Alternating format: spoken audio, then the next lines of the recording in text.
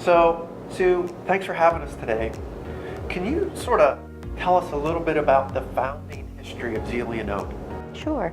The town of Zelienople was founded by Detmar Bassi. He came from Frankfurt, Germany in 1802, and he bought 10,000 acres of land, sight unseen, which happened to be beautiful land on the Connoquenessing Creek. So he purchased this land and came across to Zelienople, built himself a mansion, which he called Bassenheim.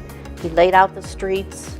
He had a grist mill, a sawmill, a brickyard, everything to attract people to his town.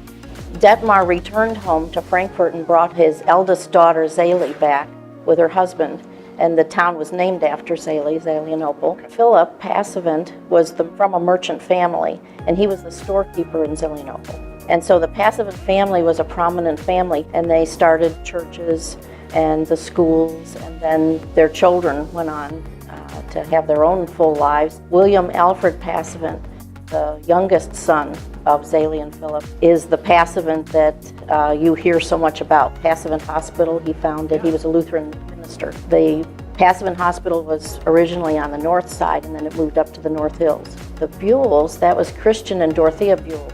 They also came from Germany, and they were neighbors with the Passavants. And Christian Buell was a hatter, and he was also the Justice of the Peace here in Zelienople, and an associate judge in Butler County. The Buell Foundation was a grandson. The money in the foundation paid for the Buell Planetarium. You know, one of the interesting things that I read in one of the books was that to get from Pittsburgh to Zelienople, they had a trolley?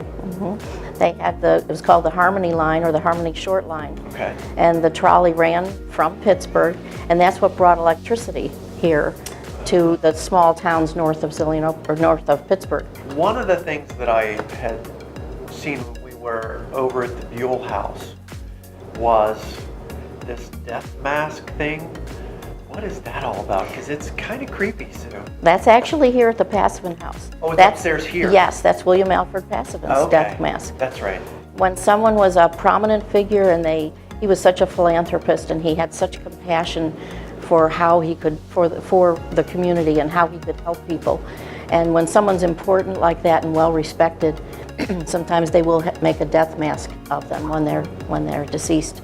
And then people can always see his likeness in this mask. So ZABA is the Zelienople Area Business Association. Right. And the Historical Society is directly linked. We're a member of it. Of that, correct. So what's that all about? Like, well, we have monthly meetings. ZABA has monthly meetings, and anyone that's an organization or a business in Zelienople is welcome to come.